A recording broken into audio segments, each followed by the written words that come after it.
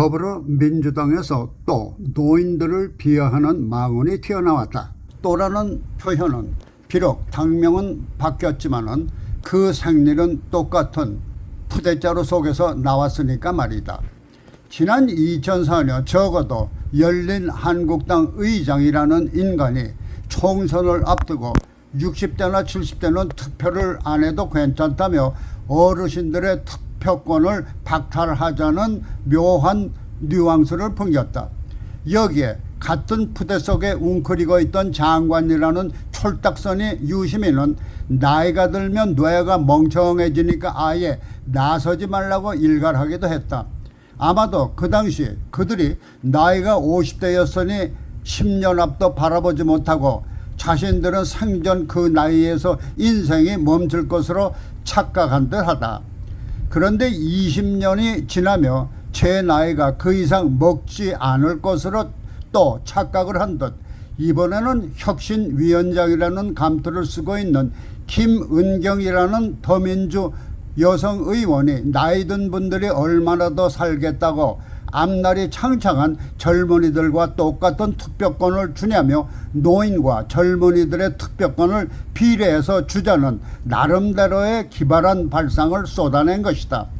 앞서 정동영이나 유시민과는 달리 그래도 20년이 흘렀으면 그때와는 달리 고려장 같은 시대에서 벗어날 만도 한데 아직도 구태를 벗어나지 못하는 발상에서 허우적거리고 있으니 이는 아마도 더불어민주당의 전통적 생리인 것 같다. 그러면 왜 더불어민주당은 이와 같은 노인 비하의 패륜적 발상에서 벗어나지 못할까? 그것은 그들의 지지 기반이 젊은 층에 있다는 착각 때문인 것 같다. 그도 그럴 것이 지난 대선에서 이재명의 장선을 철석같이 믿었던 그들이 문재인의 거듭된 실정으로 지난 5년 동안 국가의 기틀을 망가뜨린 참상을 보다 못해 과감히 투표에 나섰던 노년층의 말없는 권리가 그들의 패배를 가져온 것으로 생각하는 데서일 것이다. 그렇다면 청년들 말고도 노인들을 위한 정책으로 지지를 얻도록 노력해야 할 것인데 그들 특유의 우리 편이 아니면 뭉개는 것이 상책이다라는 잘못된 발상에서 이와 같은 것이 나온 것이 아닌가 보여진 것이다. 그러면 이와 같은 발상이야말로 더불어민주당의 패륜적 모습을 드러내는 것이다.